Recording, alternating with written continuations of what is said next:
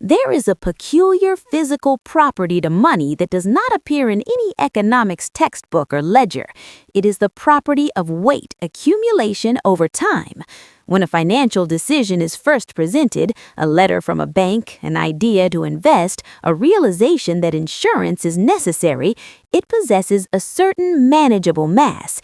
It is a pebble in the shoe, a small stack of papers on the corner of a desk. It is easily lifted, easily addressed, and easily resolved. However, if that decision is left untouched, if it is deferred to the nebulous realm of next week or when things settle down, it undergoes a transformation. It does not remain static. It begins to absorb the gravity of the days that pass it by. The pebble becomes a stone, the stone becomes a boulder, and the boulder eventually becomes part of the landscape, an immovable object that casts a long, dark shadow over the topography of one's daily life.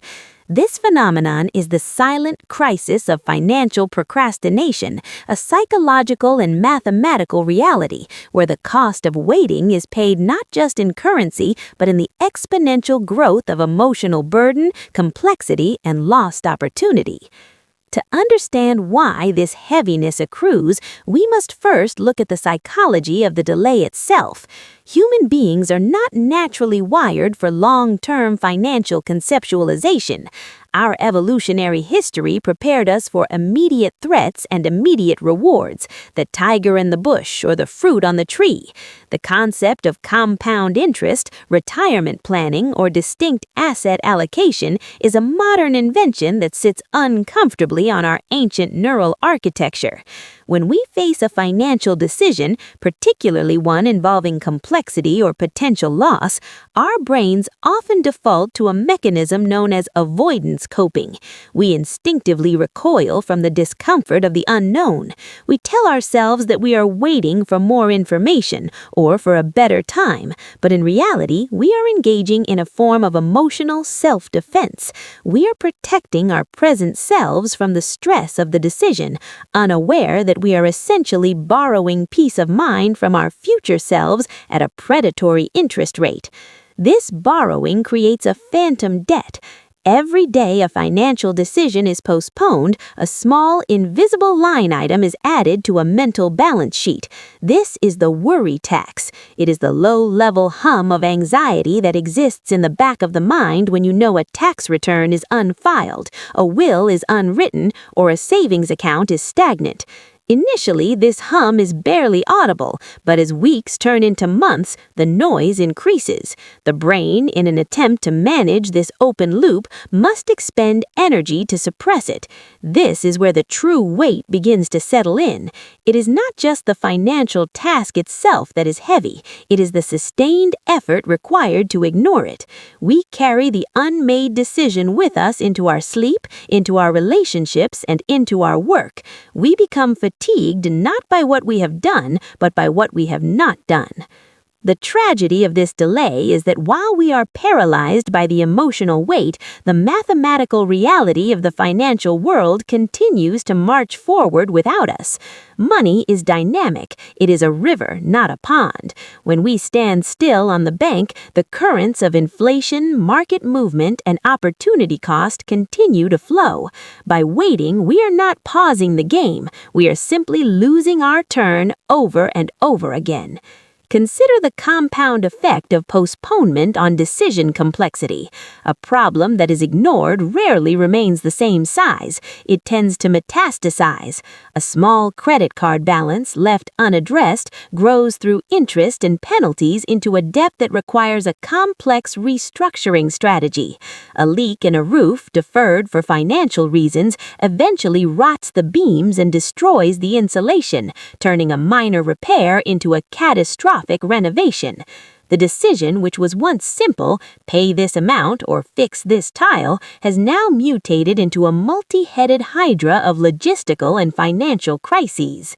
This escalation leads to a neurological state known as decision fatigue, but of a specific corrosive variety. Usually, decision fatigue refers to the exhaustion of making too many choices. Here, however, the fatigue comes from the repetitive act of not making the choice. Every time we remember the unmade decision, we weigh it, feel the spike of cortisol, and then choose to defer it again. We are making the decision to wait hundreds of times, depleting our cognitive resources just as surely as if we were solving complex calculus. The neuroscience behind this is profound. The amygdala, the brain's fear center, views the looming financial threat as a predator. It triggers a fight, flight, or freeze response. Procrastination is the freeze response, but while the body is frozen in inaction, the internal chemistry is racing. Stress hormones flood the system, fogging the prefrontal cortex, the very part of the brain needed for rational long-term planning. Thus, as the longer we wait, the biologically less capable we become of making the smart decision. We become dumber, slower, and more fearful the longer the clock ticks. Real-world scenarios illustrate this escalating weight with brutal clarity. Consider the home buyer who hesitated in a shifting market. In the early stages, the decision was whether to stretch the budget slightly to secure a property. It was a heavy decision, fraught with the fear of overextension. They decided to wait, to let the market cool, or to save a slightly larger down payment. 2 years passed. In that time, interest rates doubled and property values surged. The decision, which was once difficult, has now become impossible. The weight of the choice has crushed the possibility of the choice. The option to buy is no longer on the table in the same way. Now, the decision is not which house to buy, but how to come to terms with renting indefinitely. The delay did not bring clarity, it brought a forced hand. The agency of the individual was eroded by the passage of time. There is also the paradox of information. We often justify our waiting by claiming we are gathering data. We read more articles, listen to more podcasts, watch more market analysis. We convince ourselves that we are being responsible, prudent stewards of our capital. But in the modern information age, this is a trap. There is always more information. There is always a bear case for every bull market and a risk for every safety net. As we accumulate more data, we increase the cognitive load required to process it. We suffer from analysis paralysis. The pile of information becomes a mountain that we must scale before we feel ready to act. But the summit of that mountain is a mirage. Perfect information does not exist in finance. Uncertainty is an inherent feature of the system, not a bug that can be eliminated by waiting. By waiting for 100% certainty, we miss the window where 80% certainty would have yielded 100% return. The opportunity costs that accumulate during these waiting periods are often invisible, which makes them insidious. We see the money we lose when a stock drops, but we do not see the money we never made because we left cash in a low-interest checking account for 5 years out of fear. This is the ghost money, the wealth that was never born.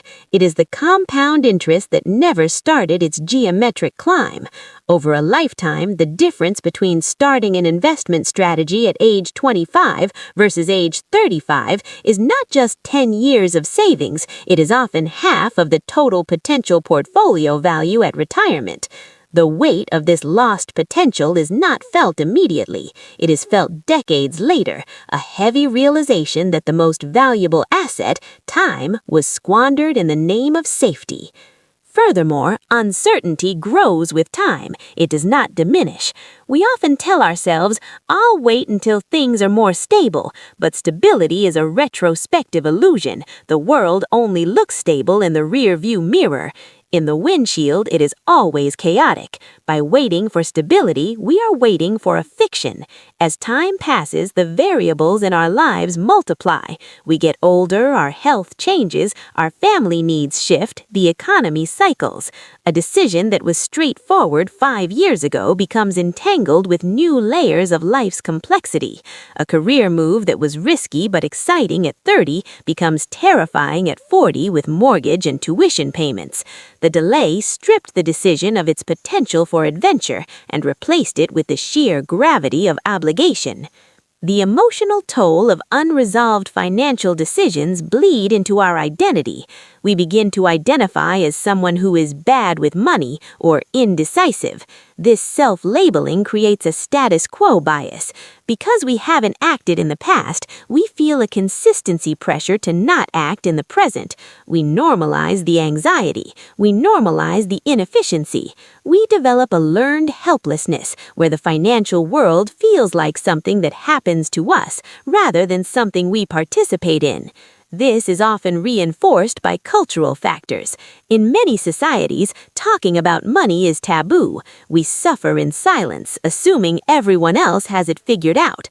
We see the curated success of others on social media, the bought homes, the vacations, the early retirements, and we feel the crushing weight of comparison. We wonder why was it so easy for them, failing to realize that they simply accepted the discomfort of decision-making earlier than we did. The relationship between time pressure and decision quality is curvilinear. Too much pressure